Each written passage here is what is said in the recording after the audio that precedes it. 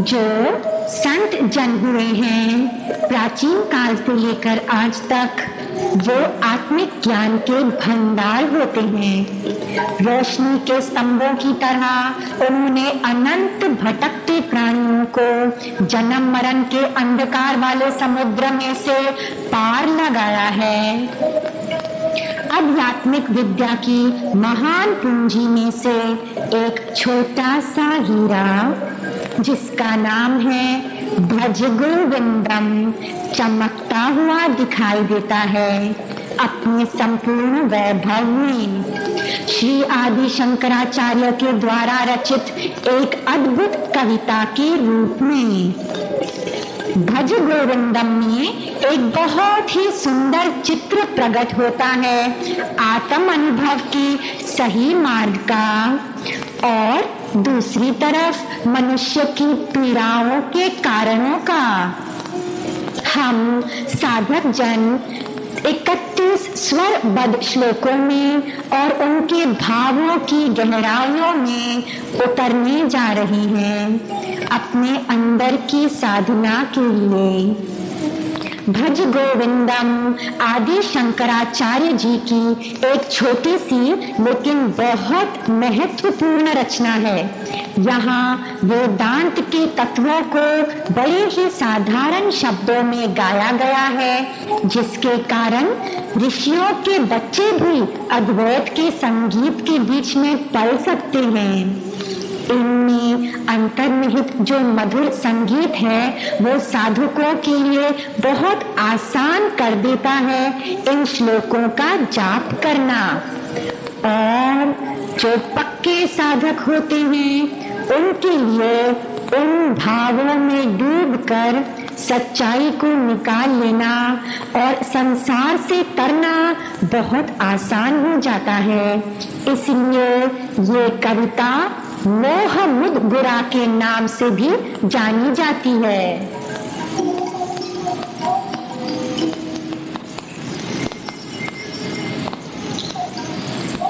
भज गोविंदम, भज गोविंदम, गोविंदम भज मूढ़मते, संप्राप्ते सन्निहिते काले, नन्द रक्षति डोकृं कर्णे।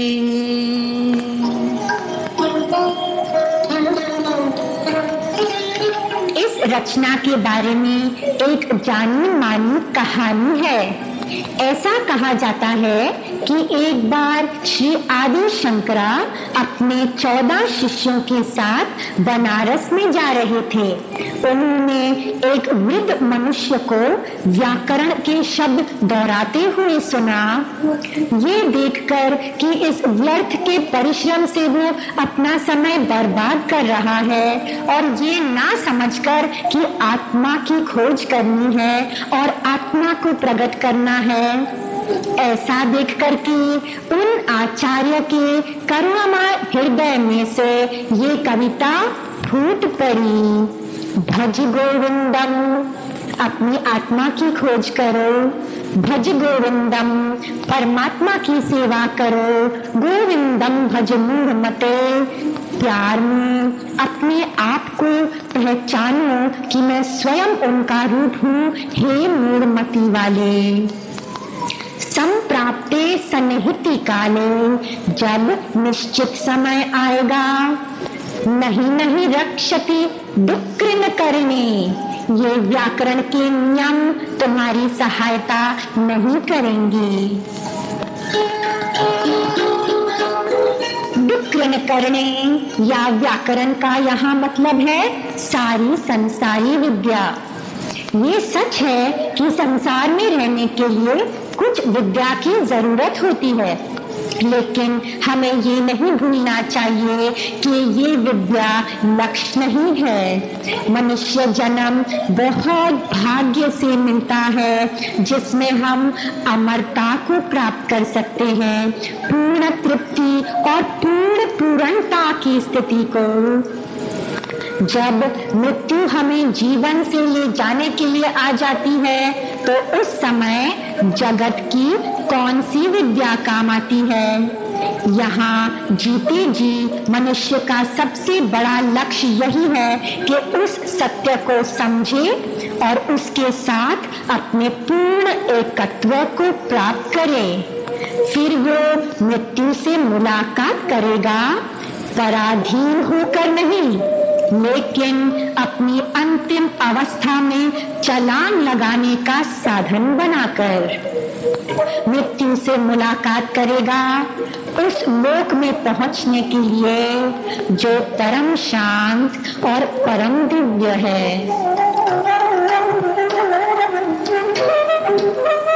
गोविंद शब्द का तात्पर्य केवल दिव्य गौपालक बालक से, केवल वृंदावन में मधुर बांसुरी बजाने वाले से ही नहीं है, परंतु उसका तात्पर्य उस कृष्ण से है जो परम सत्य है, जो कि नित्य रहने वाला है और जो सब कार्यों का आधार है। और साथ ही साथ ये गोविंद हर मनुष्य के हृदय में अपने को प्रकट करता है, सबकी आत्मा के रूप में।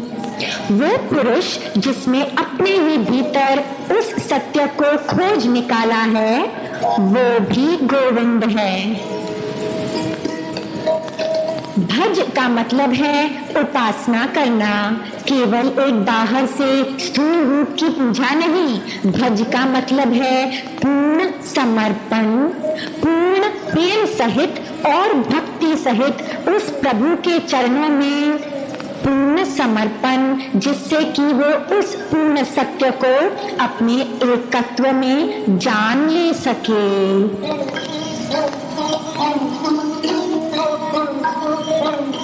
भज गोविंदम, भज गोविंदम, गोविंदम भज मूढ़मते संप्राप्ते सन्निहिते काले नहि नहि रक्षति करणे। अपनी आत्मा की खोज करो, परमात्मा की सेवा करो, प्रेम से अपना उनके साथ एकत्व जान लो। हे मूढ़मति वाले,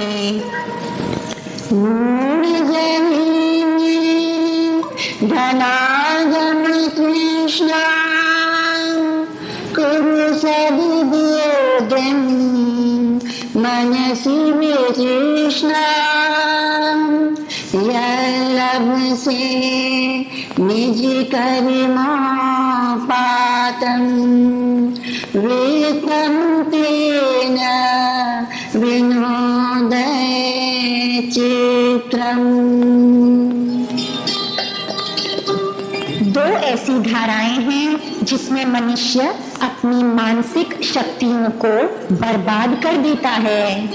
जिन शक्तियों को वह अच्छी तरह से अपने ऊंचे स्तरों को जानने के लिए इस्तेमाल कर सकता है, वे दो धाराएं हैं धन का लोभ और विषय भोगों में आसक्ति। यहाँ पर प्रेम से भरी हुई चिंता में आचार्य पुकार उठते हैं, हे मूढ़, जही ही छोड़ दो धरा गमा कृष्णम, धन आगम करने की प्यास छोड़ दो और उस बची हुई ऊर्जा से कुरु सद्बुद्धिम मनसि वितृष्णम, अपने मन में ऐसे विचार उत्पन्न करो जो सत्य हैं और जिनमें संसारी तृष्णाएं नहीं हैं। अगर फिर ये प्रश्न उठ जाए कि फिर मैं संसार में कैसे जीऊंगा, तो आचार्य सलाह देते हैं, यल्लभ से निज कर्मोपत्तम, जो भी तुम्हें अपने सही कर्म के फलस्वरूप प्राप्त हुए, उत्तम तेन, उस धन से विनोदय चित्तम, अपने चित्त को प्रसन्न रखो। स्वयं अपने आप में धन निष्पाप है। यहाँ पर धन छोड़ने के लिए नहीं कहा गया है, लेकिन धन के प्रति वो कभी भी ना बुझने वाली जो प्यास है उसको छोड़ दो। मनुष्य के पास जितना ज्यादा होता है उतनी ही उसकी प्यास बढ़ती है। एक आचार्य ने कहा है, इस संसार में सबकी जरूरत पूरी करने के लिए बहुत सामान है, परंतु केवल एक मनुष्य का लोभ पूरा करने के लिए सारे त्रिलोकी की वस्तुएं भी काफी नहीं हैं। इसलिए हमें संतोष में, आनंद में रहना है और जो अपनी सच्चाई द्वारा कमाया हुआ मिले उसमें संतोष करना है। और फिर इसके बाद मन को जो अब विक्षिप्तताओं से हट गया है उसे स्वतंत्र कर देना है, ताकि हम सत्य के ऊपर अपना पूरा ध्यान केंद्रित कर सकें। नारी स्तन भरी नाभि देशं दृष्ट्वा बाला मोहावेशम् एतन्मानसि वसादि विकारम् मनसि विचिन्त्य वारं वारम्। इन श्लोकों में श्री आदि शंकरा साधक को सच्चाई की सलाह देते हैं। नारी स्तन भर नाभि देशं दृष्टवा, कि युवा स्त्री के पूरे बदन को देखने के बाद मागा मोहावेशम, उससे मोहित होकर पागल मत बनना, उसका शिकार मत बनना। जैसे कि पिछले श्लोक में धन की निंदा नहीं की गई, परंतु धन के प्रति लोभ का निरर्थक स्थान बताया, वैसे ही यहाँ स्त्री की निंदा नहीं की जा रही, परंतु पुरुष की स्त्री के प्रति भोग वृत्ति जो उसके अंदर निरंतर हलचल पैदा करती है, बहुत शोक में ले आती है, उसकी तरफ इशारा है। स्त्री शब्द का विस्तार करने से अर्थ निकलता है वो सारे विषय भोग जिनको इंसान अपनी इंद्रियों द्वारा भोगना चाहता है। श्री शंकरा एक विचार की दृष्टि देते हैं जो कि एक औषधि है उस मूल्य के लिए जो मनुष्य विषय भोगों को देते हैं। एतम मांसवा सादि विकारम, ये जो एक विकार है चमड़ी, मांस और चर्बी का, योग शास्त्रों में ये एक विधि है जिसके द्वारा विचारधारा के प्रवाह का रुख बाहर से अंदर की तरफ बदल दिया जाता है। इस विधि का नाम है प्रतिपक्ष भावना। करुणामय आचार्य अच्छी तरह से जानते हैं कि ये धारा प्रवाह का बदलना इतनी आसानी से संभव नहीं है, और जब ये बदलाव आ भी जाता है तो ज्यादा समय सत्य के भाव को कायम रखना भी मुश्किल ही होता है। हमने हजारों साल बिता दिए हैं इन निम्न स्तरों में जी करके। इनसे ऊपर उठने के लिए निरंतर अभ्यास अनिवार्य है। इसीलिए आचार्य कहते हैं मनसि विचिंतय वारम वारम, बार बार अपने मन के अंदर इस बात का विचार करना।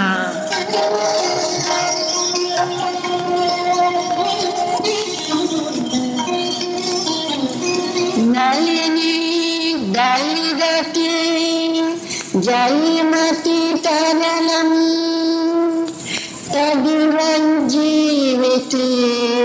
मतिशय चपलम वेदी व्याधवे मानग्रस्तम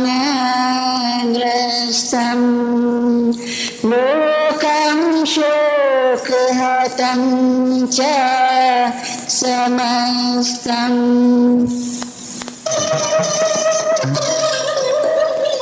यहाँ पर श्री आदि शंकरा जीवन के अंतर रहस्य के बारे में बात कर रही है। ये दिव्य आध्यात्मिक कवि गुरु शब्दों से एक बहुत सुंदर चित्र पेश कर रहे हैं। जो साधक बड़े आलस्य से धीरे धीरे अपने आप को इस रास्ते पे चला रहे होते हैं, उनके लिए आचार्य ये शब्द बोलते हैं, जिससे वह इस जीवन की अनित्यता का स्पष्ट तरीके से दर्शन कराते हैं।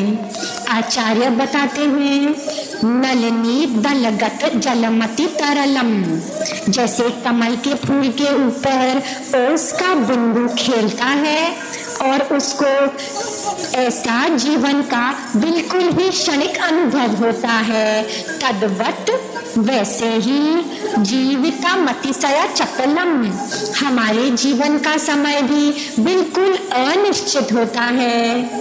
और आचार्य आगे बताते हैं, विधि व्याध्याभिमान ग्रस्तम, तुम समझो ये संपूर्ण संसार लोकम व्याधि और अभिमान से ग्रस्त है। केवल इतना ही नहीं, ये संपूर्ण संसार शोक से भी ग्रस्त है।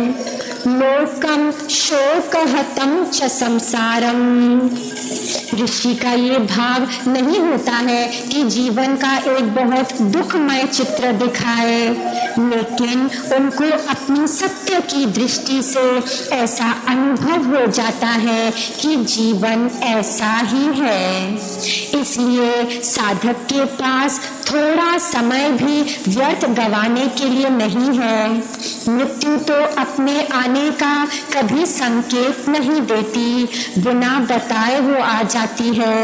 शहरों में और गांवों में, पर्वतों पे और बगीचों में वह तो ना किसी प्राणी और ना किसी जगह का आदर करती है। इसीलिए अभी और इस वक्त प्रयत्न करो। इस श्लोक का यही गहरा संदेश है।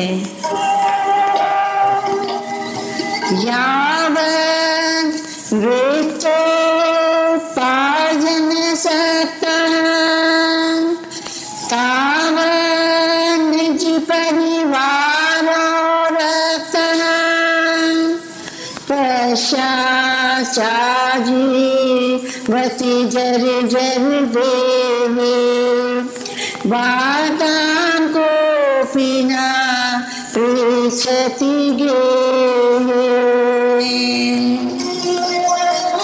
ये श्लोक साधक को इस जीवन की व्यर्थ आशाएं और अभिमानों के प्रति एक प्रतिपक्ष भावना प्रदान करता है। तुम दोस्तों और परिवार में आसक्त हो, तुम समझते हो कि लोग तुम्हें प्यार करते हैं, लेकिन यहाँ श्री भगवत पादा शंकरा खुली घोषणा करते हैं, उन सत्य धाराओं की जो मनुष्य अपने अज्ञानता के कारण नहीं देख पाता है। इसलिए ये कोई आश्चर्य की बात नहीं है जो भद गोविंदम का मोह मुद्गरा नाम भी है। मोह यानी अविद्या का नाश करने वाला। यावत जब तक कि वित्तोपार्जन आसक्ता मनुष्य की जो शक्ति है कमाने में और बचाने में, तावन तब तक निज परिवार हो रखा। तुम्हारे जो आश्रित होते हैं, परिवार होता है, तुम्हारे से जुड़ा हुआ है। पश्चात जीवती जर जर देहे, वारताम कोटिना पृच्छति गेहे। आगे चल के जब तुम एक जड़ देह में यानी कि वृद्ध शरीर में रहने लगते हो, कोई भी तुमसे बात करना भी पसंद नहीं करता। ये जानकर कि सारा संसार बिल्कुल स्वार्थी है, सारे लोग शरीर निर्वाह के लिए कर्म जरूर करें, लेकिन वास्तविक प्राप्ति तो अपने ही अंदर अपने मनोनिग्रह और ध्यान द्वारा ही होगी।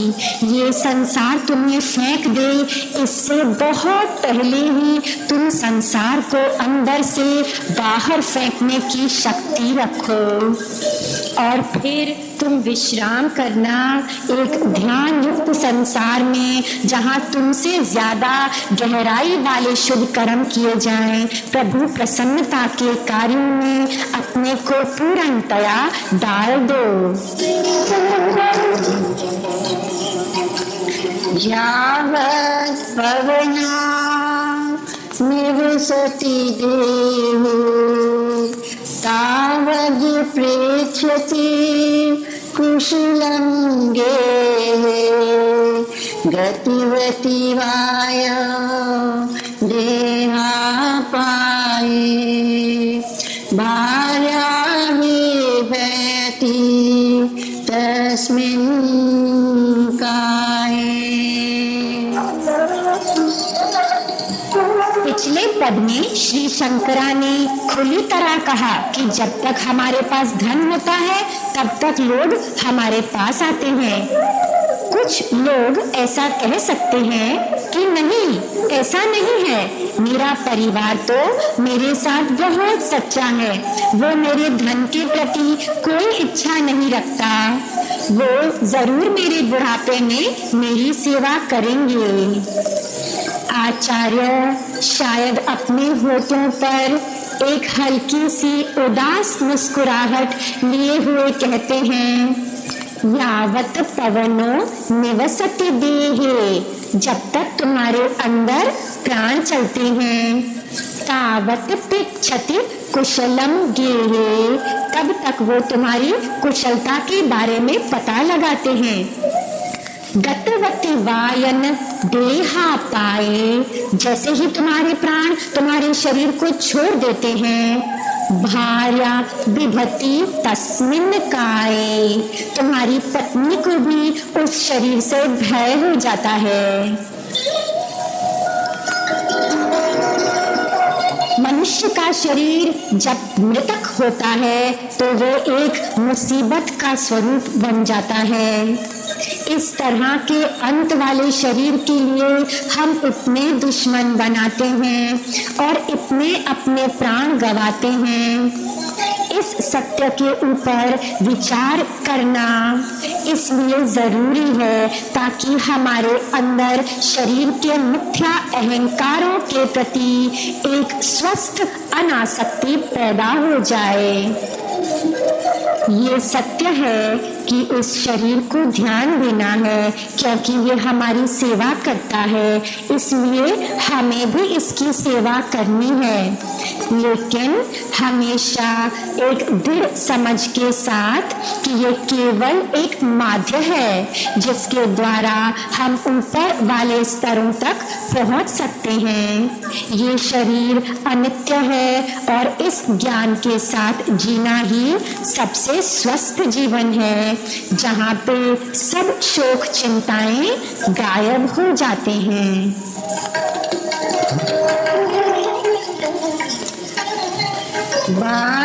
बालस्तावन क्रीडासक्तः, तरुणास्तावत् तरुणीसक्तः, वृद्धा तावत् चिन्तासक्तः, परमे ब्रह्मणि कोऽपि नासक्तः।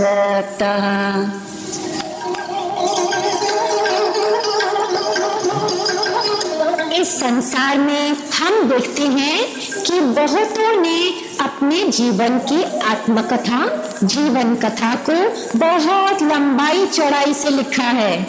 औरों ने उतनी ही लंबाई चौड़ाई से दूसरों की आत्मकथा लिखी है।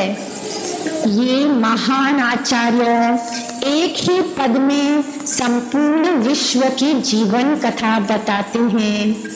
बालस्त्वावत क्रीडासक्तः, जब तक कि मनुष्य बाल अवस्था में है वो खेल में आसक्त है। फिर जवानी में क्या होता है?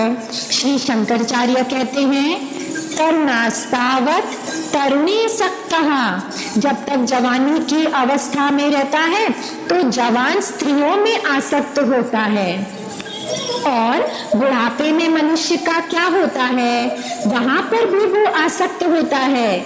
वृद्धावस्वत चिंतासक्तः, बुढ़ापे में चिंता के साथ वो आसक्त होता है। कितनी ही अजीब ये आसक्ति है। लड़खड़ाता हुआ मूढ़ बुद्धि वाला सत्य मार्ग से दूर चला गया मनुष्य, जो कि एक अतुल्य शांति प्राप्त करने का मार्ग था, उसे छोड़ के जो अपने भीतर के विश्राम स्थल तक पहुंचने का मार्ग था, उसे छोड़ के, और ये सत्य मार्ग तो हर मनुष्य की पहुंच में ही है, उसे छोड़ के वो कांटों वाली झाड़ियों में घूमता रहता है। वहां थक कर वो गिर जाता है उस मृत्यु के खड्डे में, जिस खड्डे का कोई अंत नहीं है, जिससे निकलना संभव नहीं है।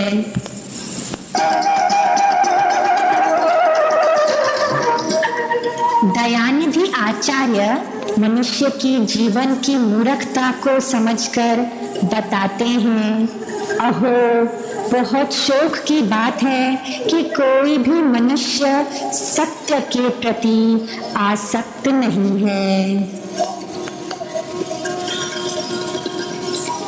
परमे ब्रह्मणि कोपि न सक्तः,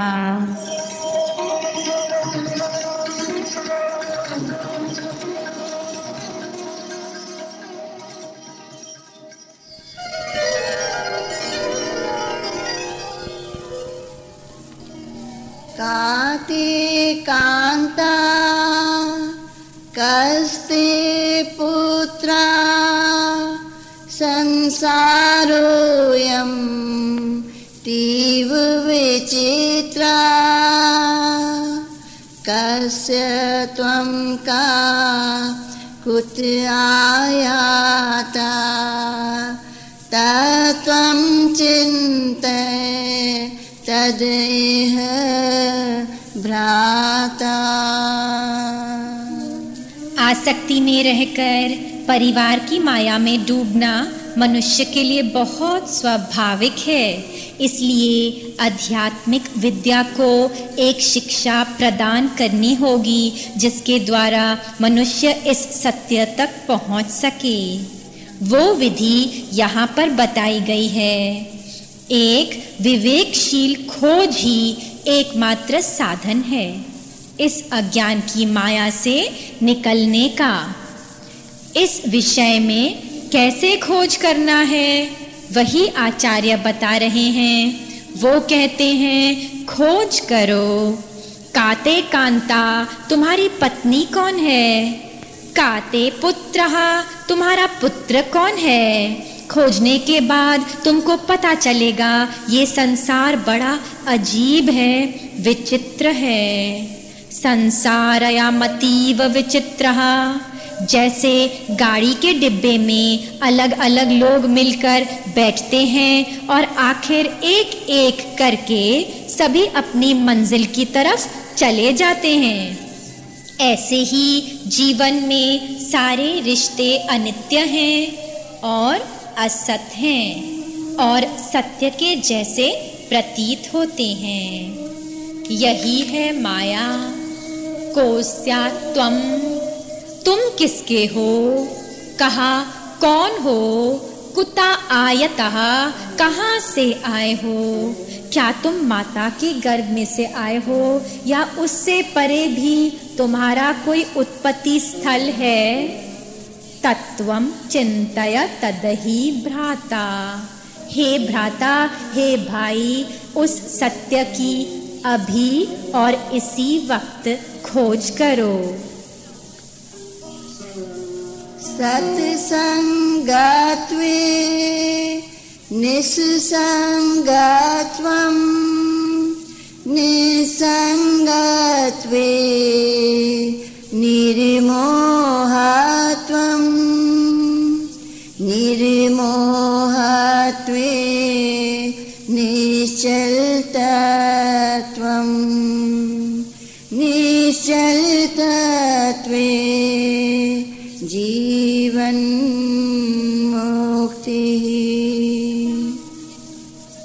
कोई भी बुद्धिमान पुरुष जीवन के तर्क वितर्कों के बारे में लिख सकता है, लेकिन जो मनुष्य इस जीवन को दुखों की लड़ियों के समान देखता है और इस समस्या का कोई समाधान नहीं बताता, तो वो केवल बोलने तक ही रह जाता है।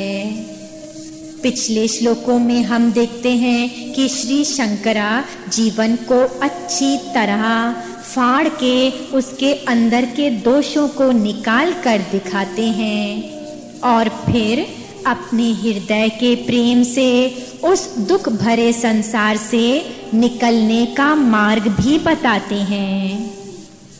पहले आचार्य ने इस संसार से बचने के लिए विचार बताया।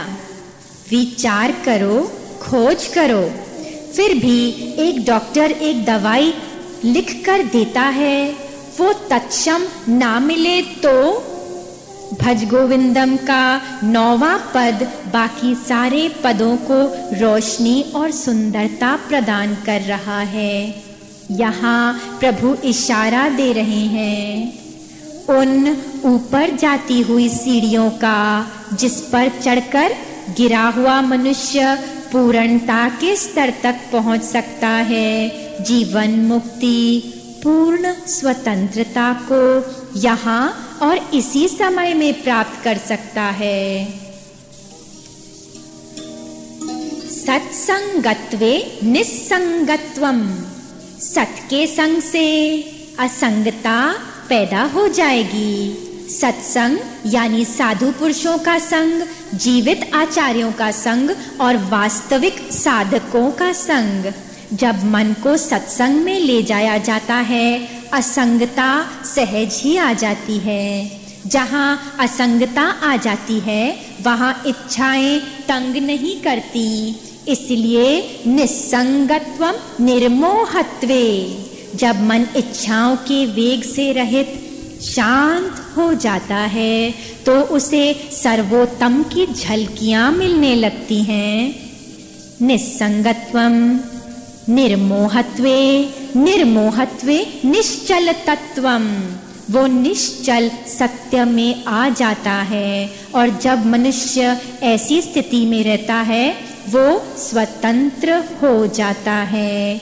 निश्चल तत्वे जीवन मुक्ति, उसे यहीं पर मुक्ति के परम आनंद का अनुभव होता है। वयसि गते कः काम विकारः, शुष्के नीरे कः कासारः, क्षीणे वित्ते कः परिवारो, ज्ञाते तत्वे कः संसारः।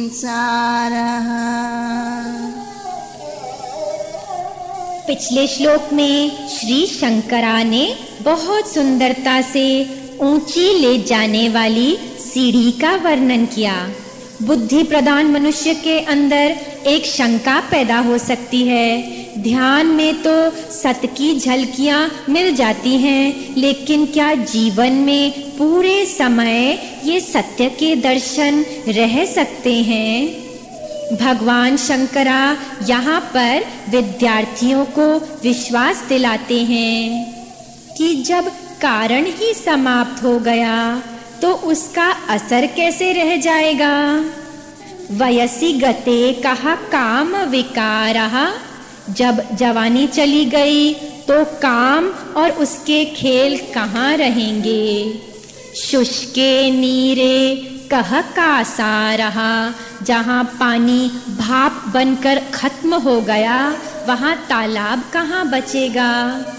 शीने वित्ते कहा परिवारो, जब धन खत्म हो गया तो आसपास के लोग परिवार वाले कहाँ गए। ज्ञाते तत्वे कहा संसारः, जहाँ तत्व प्रकट हो गया वहाँ संसार कहाँ रहा। जब संसार का कारण यानी के अज्ञान निकल जाता है तो उसका असर, उसके दुख प्रद अनुभव बच सकते हैं क्या। नहीं नहीं, वे नहीं बच सकते। मा कुरु धन जन यौवन गर्वम्, हरति निमेषात् काला सर्वम्। मायामयमिदम् अखिलं बुद्ध्वा, ब्रह्मपदं त्वं प्रविश विदित्वा।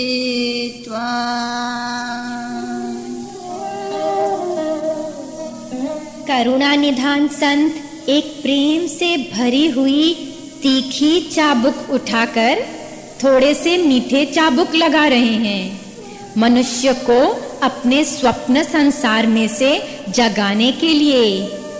माँ कुरु धन, धन को लेकर के, जन जो लोग तुम्हारे पीछे चलते हैं, और यौवन जवानी को लेकर के गर्व ना करना। माँ कुरु धन जन यौवन गर्वम, क्योंकि हरति निमेषात् कालः सर्वम, एक क्षण में काल इन सबको ले जाता है। माया मायम इदम अखिलम बुद्ध्वा, ये जान लेके कि ये जाने वाले हैं। ब्रह्म पदम त्वम प्रविशा विद्वा, उसको जानो और उसमें प्रवेश करो जो नित्य ब्रह्म पद है। दिन्यामिन्यो सायं प्रातः, शिशिरवसन्तो पुनरायातः। कालः क्रीडति गच्छत्यायो, तदपि न मुञ्चति आशावायो।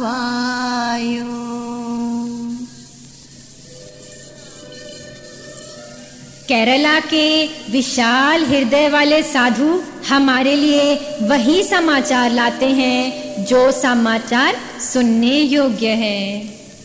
समय गुजरता जा रहा है। दिन या मिन्यो सायं प्रातः, दिन और रात्रि, शाम और सुबह। शिशिरा वसंतु पुनर्हयाता, सर्दी और वसंत ऋतु बार बार आते जाते हैं। कालः क्रीडति गच्छत यायु, काल हमारे साथ खेल खेलता जा रहा है और वहां पर जीवन घटता जा रहा है। तदपि न मुंचत याशा वायु, और तब भी मनुष्य अपने जीवन में भोगों के झोंकों को नहीं छोड़ता है। समय चलता जा रहा है, भविष्य वर्तमान बन जाता है और वर्तमान बहुत पीछे दूर रह जाता है भूतकाल के अनंत सागर में मिल जाने के लिए। जीवन काल के अधीन है और मृत्यु उससे सब कुछ छीन लेती है। केवल एक वासनाओं की पूंजी उसके पास रह जाती है और वे विदा हो जाता है। कैसी दयनीय स्थिति है, क्योंकि उसके पास एक दुर्लभ मौका था कि वो विवेक पूर्वक अपनी वासनाओं की गठरी उतार दे, लेकिन वो यहाँ से जाता है एक पहले से भी भारी गठरी उठाकर। काते कांता धनगत चिंता वातुल किम तव नास्ति नियंता त्रिजगति सज्जन संगति रेका भवति भवानव तरिणी नौका।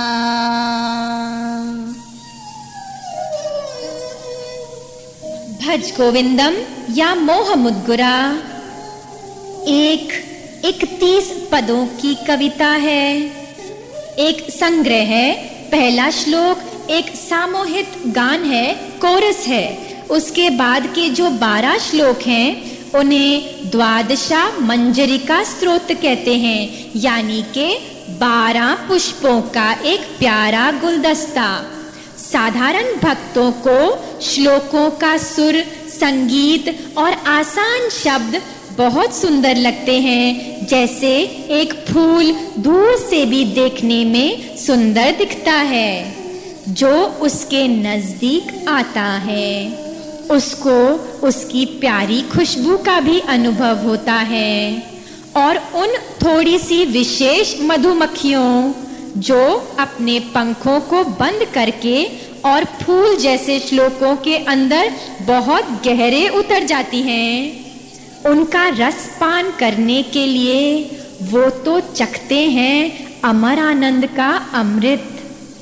द्वादशा मंजरिका स्तोत्र के आखिरी श्लोक में उपनिषद, ब्रह्म सूत्र और भगवत गीता की व्याख्या करने वाले वो महान भाषक जो कुछ भी उन्होंने अब तक बोला है उसका सार निकाल के देते हैं।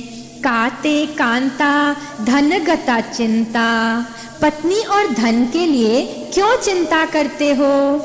वातुल किम तव नास्ति नियंता, हे मूर्ख, क्या तुम्हारे लिए वो संपूर्ण त्रिलोकी के स्वामी नहीं हैं जो सबकी रक्षा करते हैं? तुम क्यों चिंता करते हो? अपनी सारी शक्तियों को क्षीण करते हो? क्या संपूर्ण ब्रह्मांड के परम पिता नहीं है जो सबके आधार रूप है, जो धरती माँ को दिव्य हरे वस्त्र पहनाते हैं, जो आकाश में विचरण करने वाले पंछियों को और समुद्र में तैरने वाली मछलियों को खाना देते हैं? फिर हे मानव, तुम तो उनके कितने प्यारे हो। साधक अपनी चिंताओं को त्याग दो और समझ लो, त्रिजगति सज्जन संगति रेखा, उस त्रिलोक में साधु संतों की संगति एक किश्ती के समान है, जिसके द्वारा तुम इस तूफानी परिवर्तन के समुद्र से पार हो जाओगे। भवती भवारण वातरणे नौका, यही एकमात्र नौका है। सत्संग की किश्ती में बैठ जाओ और आराम से आनंद में उस किनारे तक पार हो जाओ। जटिलो मुंडी लुंछित केशा, काषायाम्बरे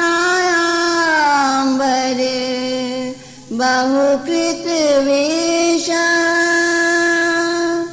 पश्यन्नपि च न पश्यति मूढो, युधिरे निमित्तं बहुकृत वेशा। इस पद से चतुर्दशा मंजरी का स्तोत्र शुरू होता है। 14 पुष्पों वाला गुलदस्ता, इसमें से हर एक श्लोक परंपरागत श्री शंकराचार्य के 14 भक्तों को समर्पित है जो उस दिन बनारस में उनके साथ चल रहे थे। जैसे ही आचार्य चारों तरफ देखते हैं तो उनको दिखता है कि चोर और पाखंडी और अपने आप को ही ठगने वाले लोगों ने वो वेश धारण कर लिया है जो वास्तव में इतना पावन संसार का सर्वश्रेष्ठ पद है, संन्यास आश्रम। जटिलो एक साधु सिर पे जटाएं बनाकर, मुंडी एक और साधु मुंडन किए हुए, लुंचित केशम और एक जिसने बाल एक एक करके निकाल दिए हैं, काशयाम बड़ा बहुकृत वेशा एक साधु भगवे वस्त्र धारण करके फेरियां लगाता हुआ, पश्यनपि चना पश्यति मूढ़ा, अहो ये मूर्ख देखकर भी नहीं देख पाता है इस सतमार्ग की महानता को, इस उत्तम त्याग की सत्यता को। श्री शंकराचार्य सन्यासियों में परम श्रेष्ठ सन्यासी कहते हैं, उदर निमित्तम बहुकृत वेशा, ये लोग अनंत मखौटे धारण करते हैं केवल शरीर के उदर पूर्ण के लिए। अंगम गलितम पलितम मुंडम दशनवीनम जातम तुंडम वृद्धो याति गृहीत्वा दंडम तदपि न मुञ्चति आशापिंडम।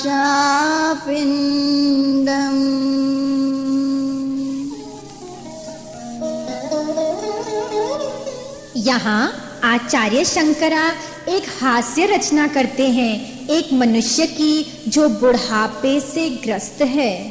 अंग गलितम, शरीर गल रहा है, छिन्न भिन्न हो रहा है।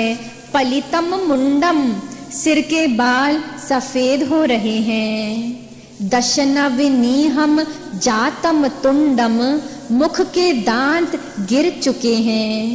वृद्धो याति गृति ही वा दंडम, वह बूढ़ा आदमी डंडे का सहारा लेकर के चल रहा है। तदपि न मुंचति आशा पिंडम, तब भी वो अपनी आशाओं की, इच्छाओं की गठरी नहीं छोड़ता है। कोई सोच सकता है कि जवानी से बुढ़ापे तक की यात्रा में शायद मनुष्य की इच्छाएं अपने आप से गिर जाएंगी, परंतु शोक है, ऐसा नहीं होता।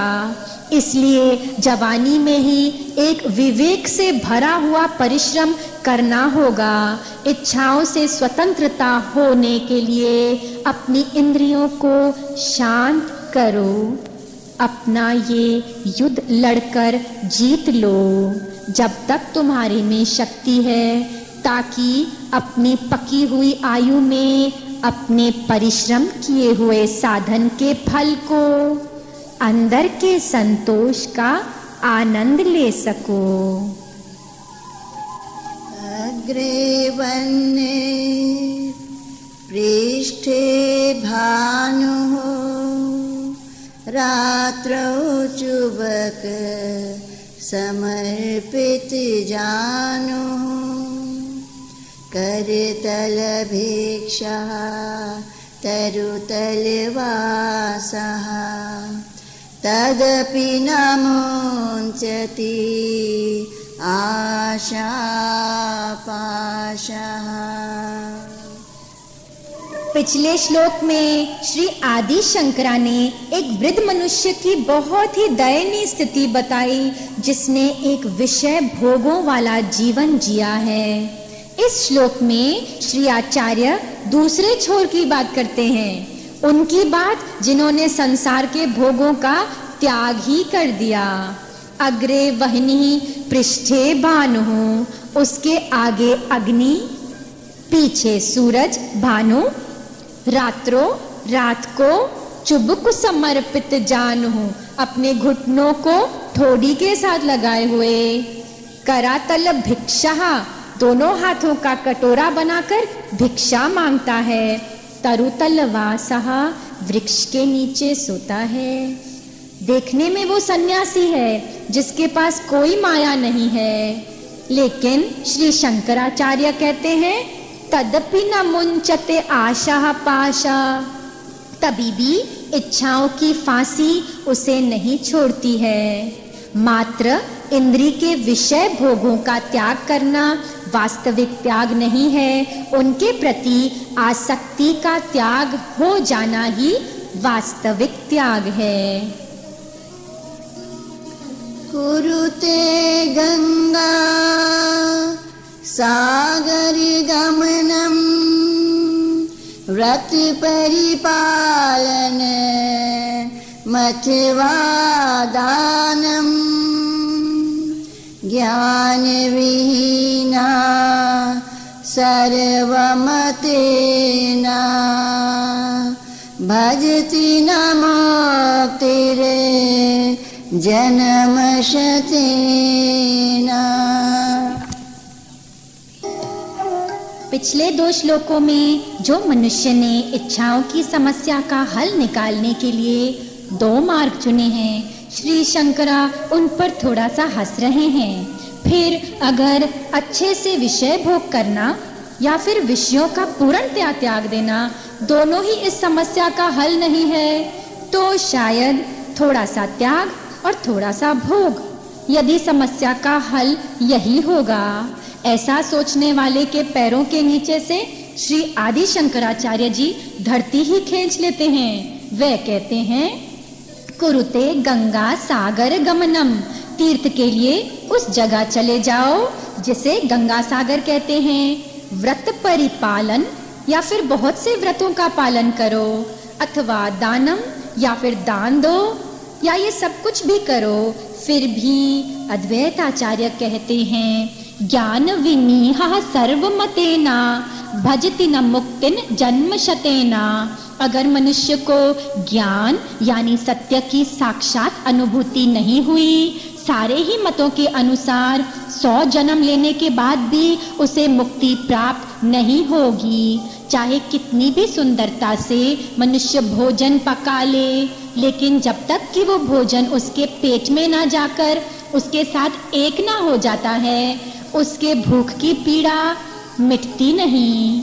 तीर्थ, व्रत और दान सब साधन है साधक के मन को तैयार करने के लिए, ताकि वो आगे चलकर बहुत बड़े ध्यान मार्ग को अपना सके। मनुष्य 100 जन्मों में भी मानवीय कमजोरियों से स्वतंत्रता नहीं पा सकता जब तक सबसे उत्तम वस्तु ज्ञान के द्वारा और ध्यान के द्वारा प्राप्त नहीं की जाती। भजति न मुक्तम जन्म शतेना। भज गोविंदा